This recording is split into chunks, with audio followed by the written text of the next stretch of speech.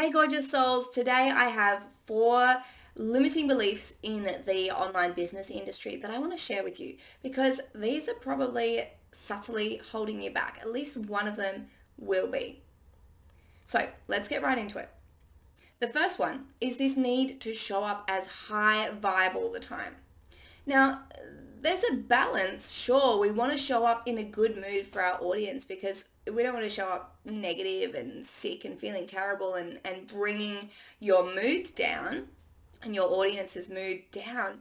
But this idea that you have to be absolutely perfect and enthusiastic and have perfect energy and emotions so that you can absolutely inspire your audience in the most perfect way, that perfectionism is a limiting belief and it's going to hold you back because think about it. How often are you feeling absolutely energetically and emotionally perfect to a T, especially when you want to sit down and do this thing that is an action, that is work that you might need to set up some things first. You might need to prep some notes. It's great if you are feeling inspired about it. And a tip to feeling inspired is to think about that audience and think about your reason why. And that might stir up those feelings of enthusiasm and passion within you. But don't feel like you need to show up passionately all the time. Traditionally, teachers and university lecturers and whoever is teaching, they need to show up every day no matter how they're feeling. And even the most enthusiastic, kind-hearted, positive teachers that have a huge impact on kids. Like, we agree that teachers like that, they have a fantastic impact on kids. They're not going to be perfect absolutely every day.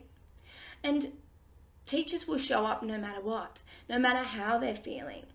There are some teachers who show up and they might just be monotone and just not really passionate about their work, but they're still delivering that content, delivering that information.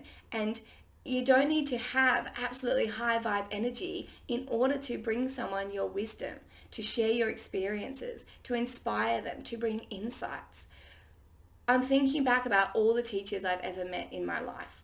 Teachers at schools, teachers who were invited in to give a talk in a school, teachers in university, teachers that I've had from books and audio programs and things like that. They show up as they are. They don't need to be high vibe all the time. In this online space, we've mixed business, teaching with personal development and mindset work and psychology. And sure, it's lovely to inspire people. I think it's also that coaching thing. Come on guys, let's be enthusiastic. That's great. But teachers don't need to be like that. Think of Eckhart Tolle. Eckhart Tolle is calm. And Wayne Dyer and Louise Hay, they're all calm teachers.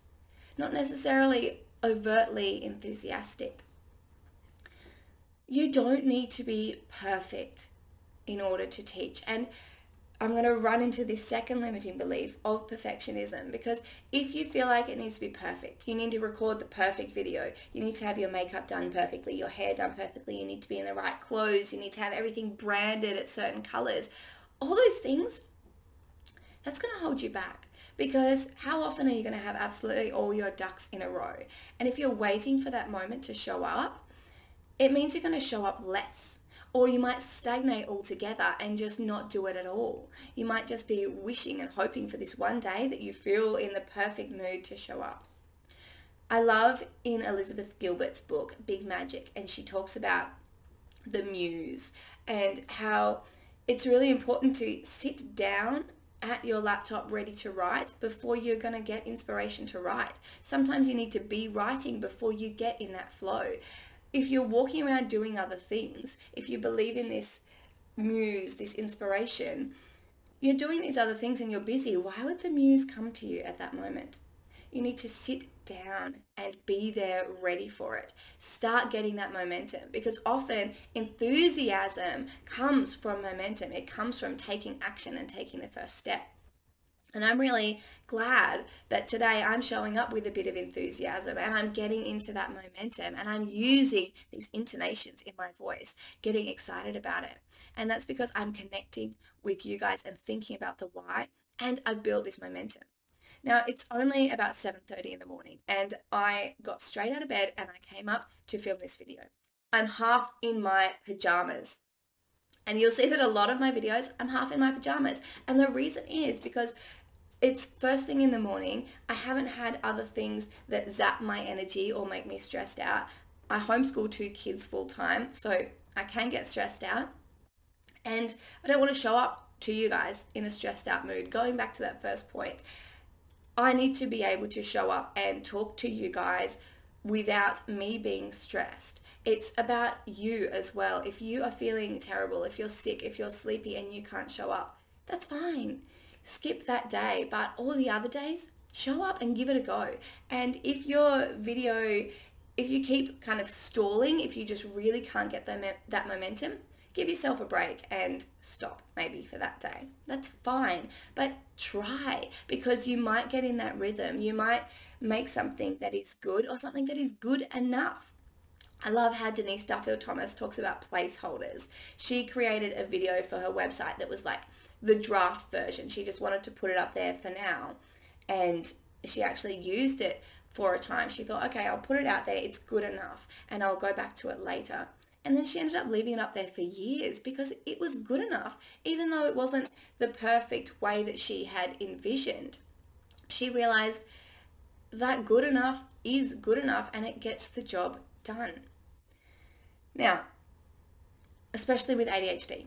If you have ADHD, you can't be, okay, you can, but if I went around spending my energy on all these things this morning, if I had breakfast first, if I was kind of person to wear makeup, if I had wonderful branded clothes, I would love that. I would love to have branded clothes for you, like that I could just chuck on, that would be great. But if I spent all this time making things absolutely perfect before I showed up for you, I wouldn't have the energy to do this, or I at least wouldn't have as much energy to do this.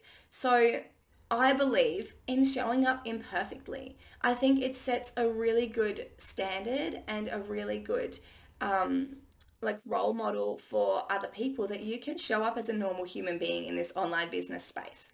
You don't need to be perfect. It's like people teach, it's like people treat it as this online summit, like not an online summit, but like a business summit, like a huge networking event where everyone has to have their business suits on and be high vibe and energetic and ready to meet people.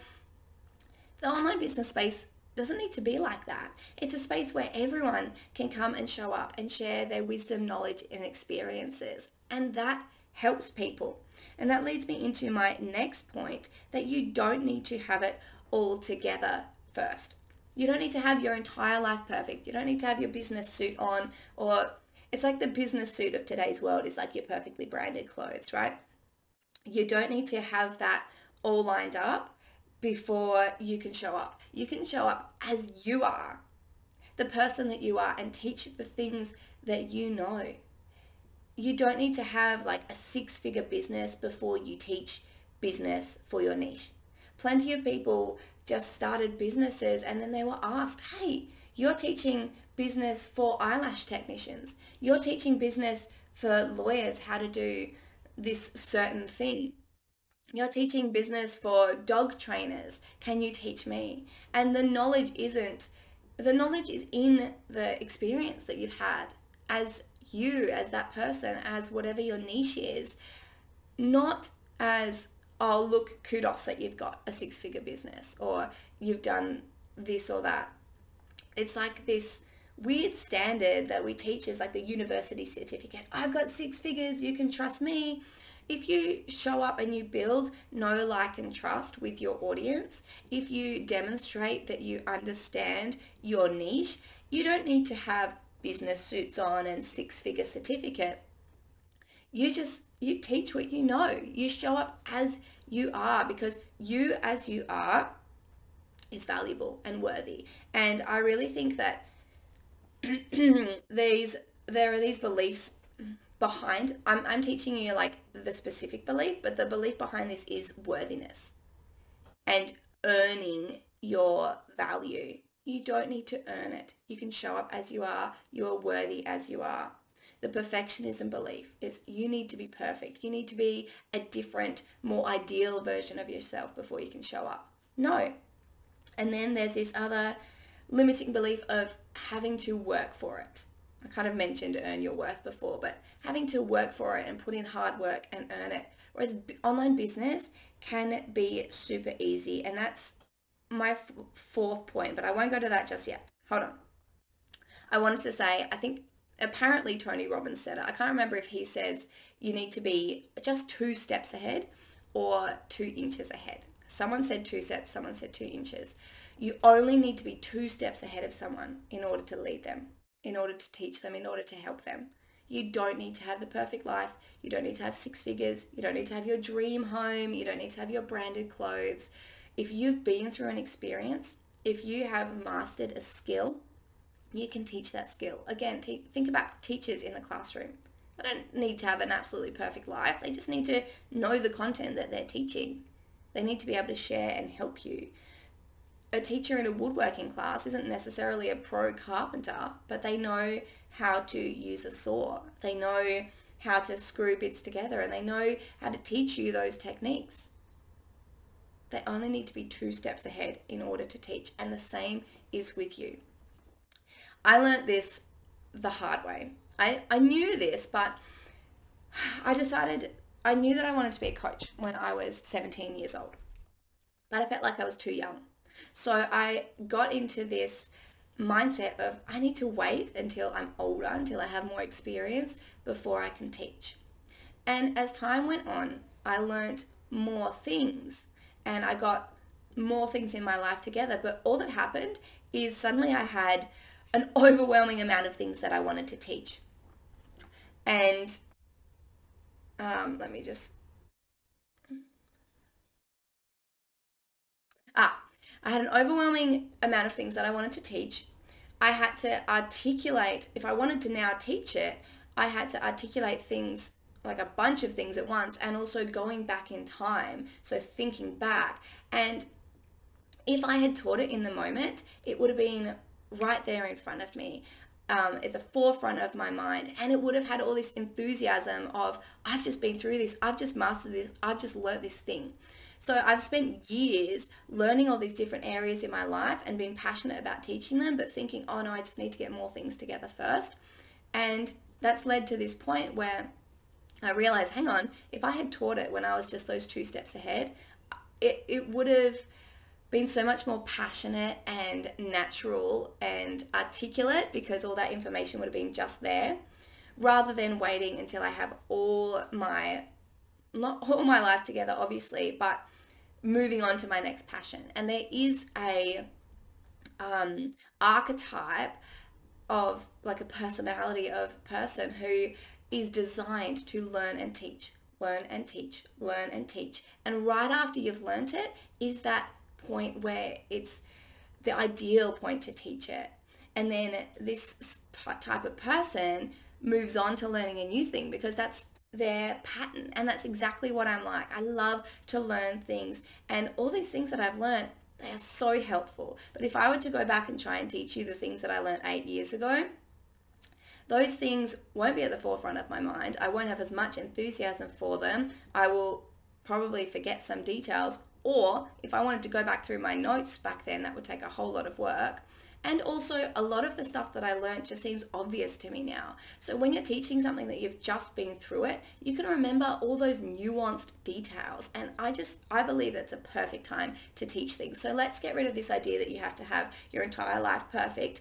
Let's get rid of this idea that you need to spend 10 years mastering something before you can teach it, because I think there's a lot of value in that new experience, in someone who's just been through it rather than someone who's taken it for granted. And I do believe that my 17-year-old self could have made a fabulous coach, because although she didn't have heaps of life experience and probably lacked understanding of the trials we can go through in life, she had so much passion and positivity and belief in people achieving their dreams. I think she could still have helped people.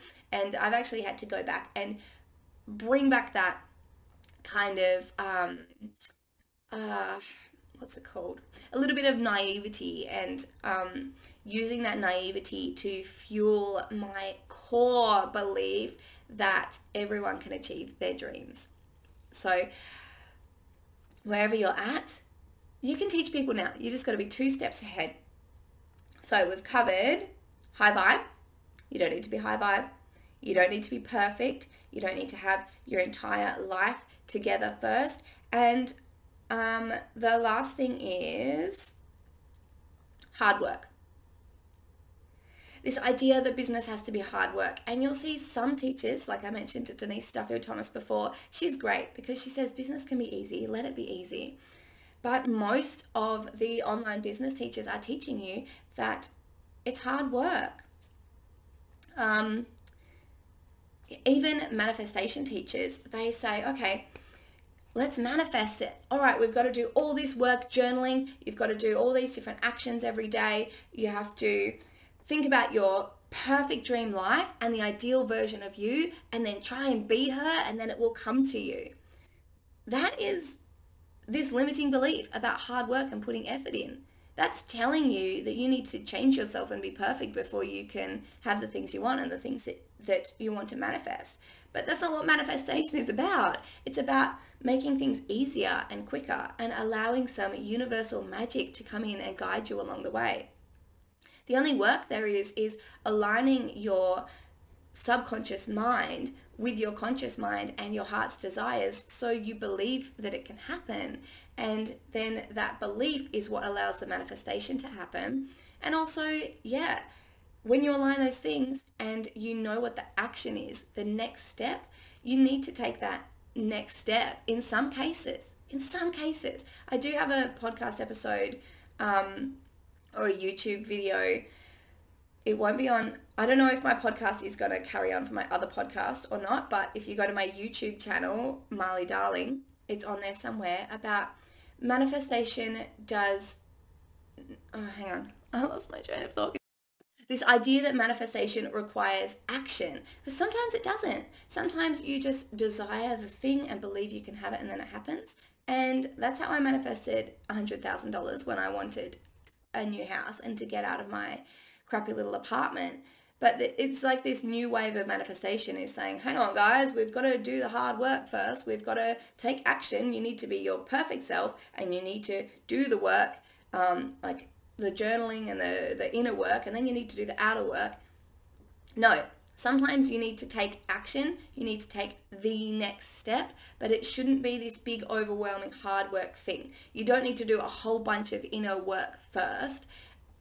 I love to teach the how of kind of doing some of that inner work, but it's more in a way that brings you insights and understanding. And I believe if you have this self-awareness and can see the patterns, the old patterns and the old stories and the limiting beliefs, if you understand how to pick up on them, you can pick up on them in your daily life. You can pick up on them in conversations with people and go, hang on, is that absolutely true? Maybe not. You don't need to do a several week, several month course on manifesting. You don't need to do all this scripting out of things.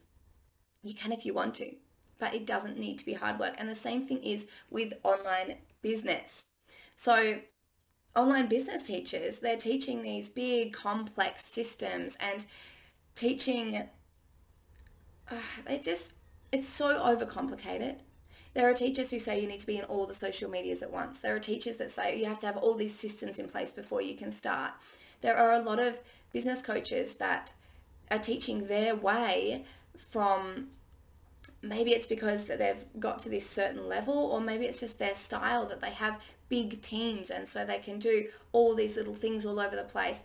But especially for the newbie and the ADHD brain, that doesn't work. That's so overwhelming, and it feels like you can never get to that place.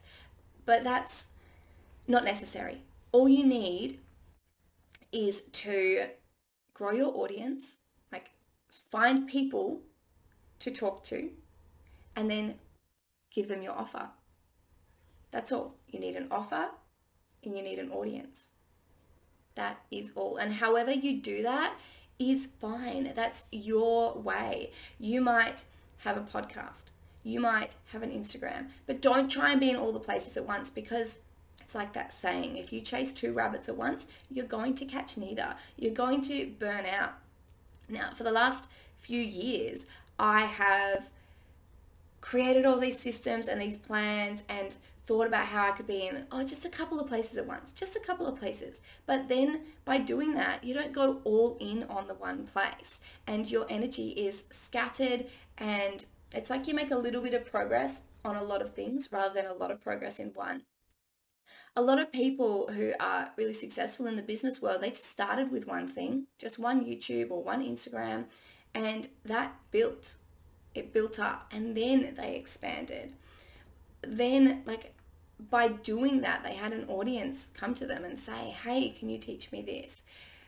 Whatever it may be, choose your one thing. And that does not mean starting a podcast and writing a book, or it just choose one, literally one strategy, and go with that. And you will find that you are less overwhelmed, you're more focused, even if it seems like a little thing.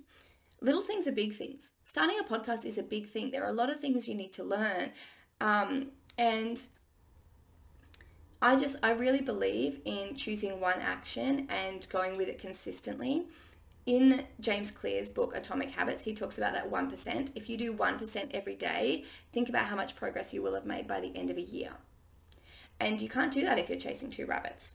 So choose your one platform to build your audience, whatever it may be, and your offer, and perfect your offer. And I will be teaching offers in Energy Empresses, and how to do that simply, because your offer, if you craft it well, it doesn't matter what other things you have. It doesn't matter so much perfectness. It doesn't matter if you're super high vibe and enthusiastic. It doesn't matter if you're branded. If you have an offer that speaks to people, then they will be interested. And I recently, a year or so ago, saw myself in action with this, because I clicked on it.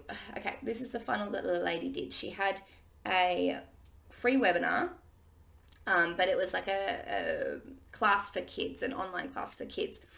And so I signed my kids up for that. It was a science class. It was really great.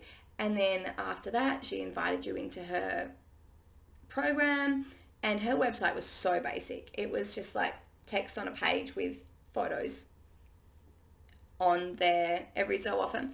But she was speaking to me. It was the content of her words, and her offer was so good. It was like about science, and it said things like about having to find elaborate materials and having to look up different lesson plans, and just gave all the reasons why her program would make my life easier and would benefit my kids. And I was in, because the offer was so good. It was what I needed, and she spoke to me. She niched down to me as a homeschooling parent, and it worked. And she didn't need to have it perfect first. So that's an example for you about, it doesn't need to be perfect.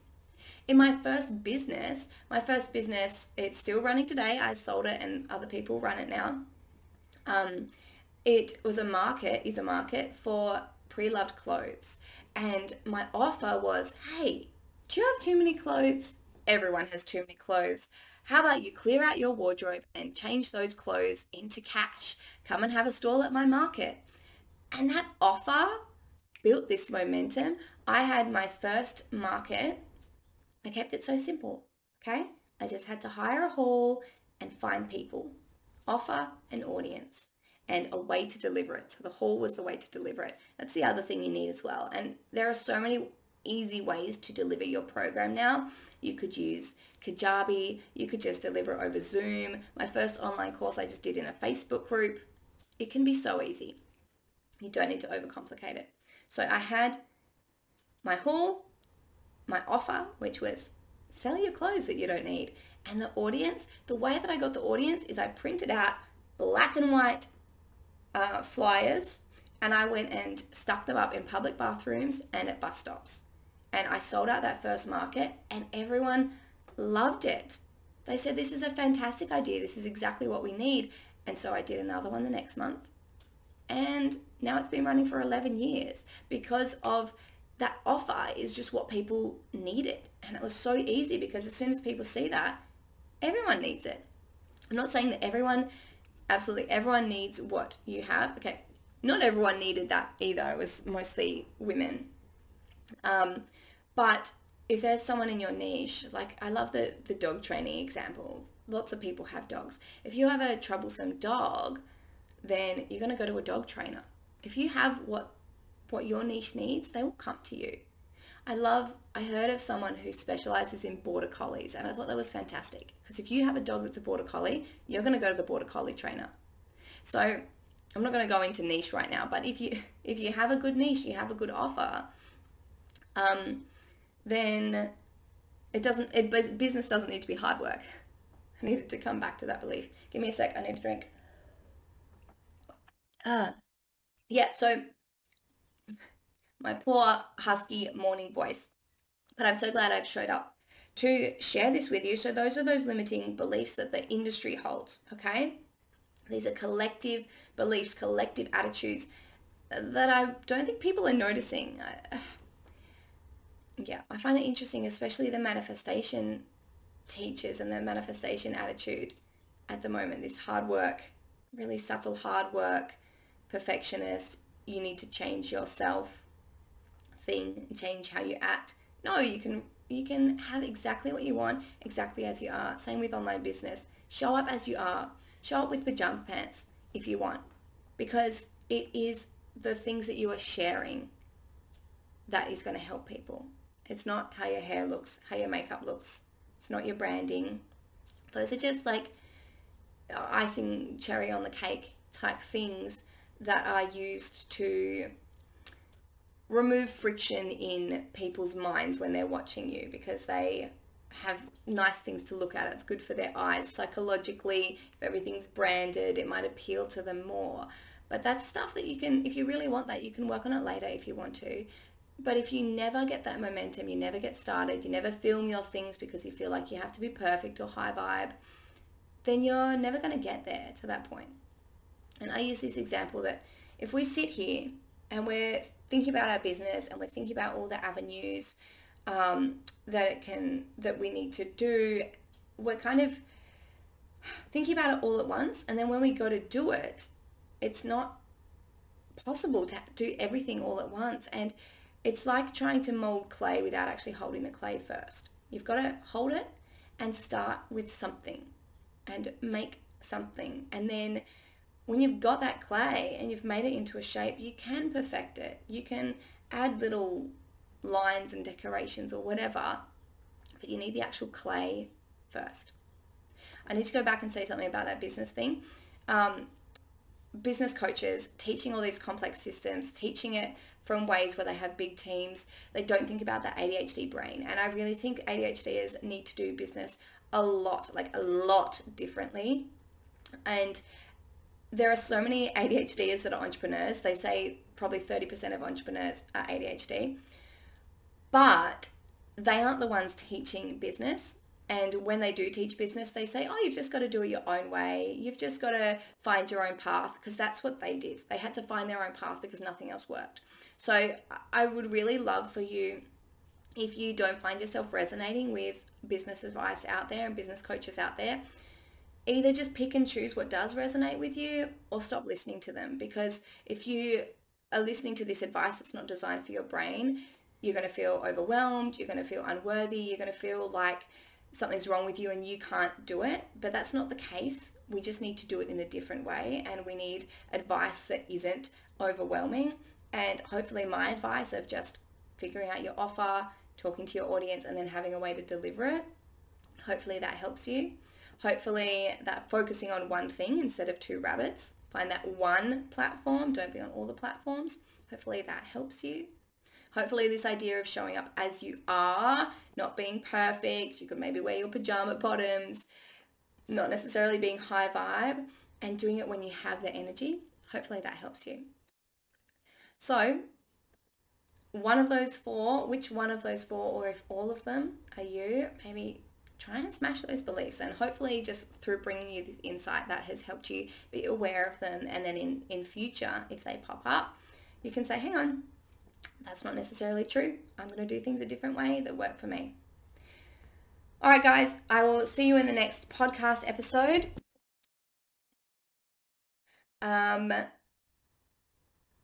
Yeah, I will see you then. Bye.